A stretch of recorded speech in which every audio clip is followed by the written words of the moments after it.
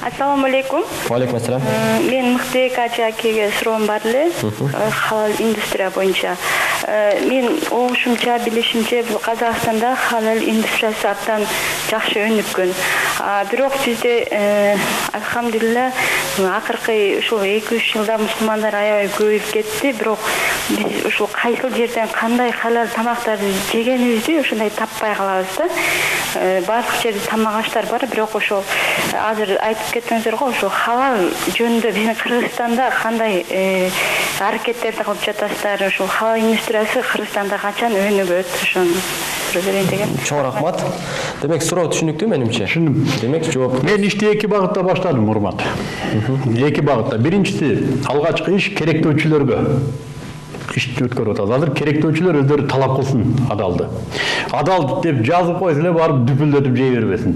Ошону үйрөтүп атабыз. Сурагыла. Мына Марбатыбыда дагы негизги биздин иш ушунда болуп атат. Элди үйрөтөлү. Келиңиздер, жей берип алдыңа койгон нерсени сура мунуну. Ачкадан өлбөйсүң. Биринчи сура, каяктан алдың, каяктан келди, кагазын оку. Керектөөчүлөрдө адалга талап пайда болуш керек. Бул рынок деген ушундай бир сезимтал система экен да. Эгерде керектөөчүлөрдө халалды издеп баштаса, өндүрүшчү халалды чыгара баштайт. Эми чыгара баштаганда кандай? Халал деп жазып коюшу мүмкүн да. Аны ким текшерип атыптыр? Мына ушуга биз келдик. Халал деп жаздыңбы? Мыйзам бар.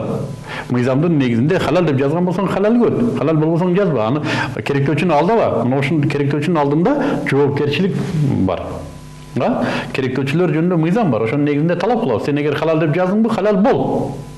Кантип халал болосуң? Кел биз үйрөтүп берели сага. Биринчиси үйрөтүү. Экинчиси анын заводун халалга өткөрүп берип, эгер өзү кааласа. Конвейерин толук башынан башкача ар бир нерсесин текшерип чыгасың. 2 ай, 3 ай убакыт кетет.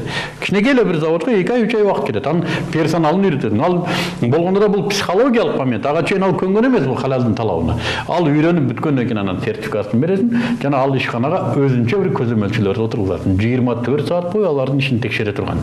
Ага алар ошодон айлык алат. Өздөрүнөн текшергени үчүн айлык алат. Ушуга макул болсо биз сертификат беребиз.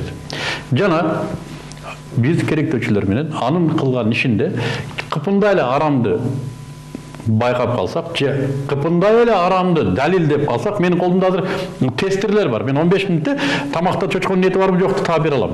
Ушундай тестерлер бар. Кайсы сокто, кайсы ичимдикте алкоголь бар таап бере алам. Керек болсо эттин өлүмтүкпү же адал союлганында жанагы калдык кандын составы менен тапса болот. Анын үстүнө Астанада СНГ боюнча эң чоң гендик лабораторияда мага уруксат. Ошол жака экспертизага жөнөтүп, кайсы тамакка кайсы ген кошулган, эмненин гени кошулганын дагы мага жыйынтыгын бере алат. Эгер ал өндүрүшчүдө ошол договорунда турбаган болсо, биз анын сертификатын алып коебуз. Экинчи ал халал деген тамак чыгара албайт. Нон халал өтөт.